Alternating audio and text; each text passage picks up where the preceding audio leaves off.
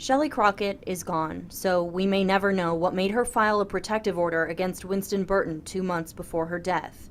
We'll also likely never find out whether she knew about her boyfriend's violent history, especially involving his previous relationships. But one of his ex-girlfriends and early victims can give us some insight about what life with Burton was like. He was charming. He had a beautiful personality. That beautiful personality hid a dark past. Court records from 1980 show Burton hurt a man badly enough to be sentenced to a year in jail. He was still on probation for that crime 2 years later when he stabbed his wife. Northampton County court records show he told the deputy investigating it started with a fight over their child.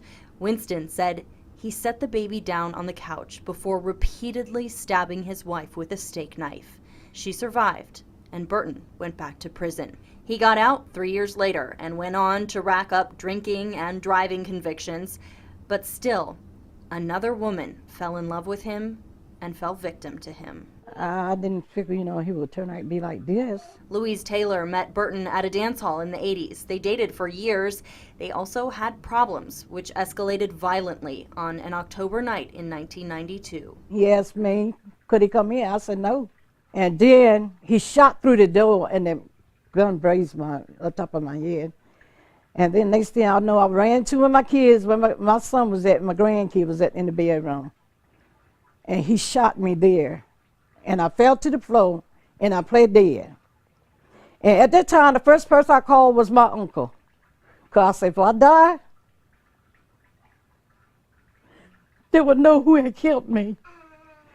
And then I called 911. Surgeons pulled a bullet out of Taylor's neck. For that, an Accomack County jury sentenced Burton to 27 years in prison. It's not clear from court or prison records why he got out much earlier in 2004. About a year later, Northampton County deputies arrested him for stabbing a man. This time, again, it had to do with a woman he was dating.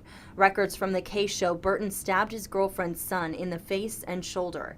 That makes 4 victims for Burton, and yet, Northampton County prosecutor Bruce Jones struck a deal. Burton pleaded guilty to malicious wounding. In exchange, he was supposed to serve only 5 years of a 20-year sentence. Prison records show Burton ended up serving longer, so he didn't get out until July of 2015. Should he ever gotten out? No. It took less than a year and a half before Burton would be back in jail, this time charged with murdering Shelley Crockett.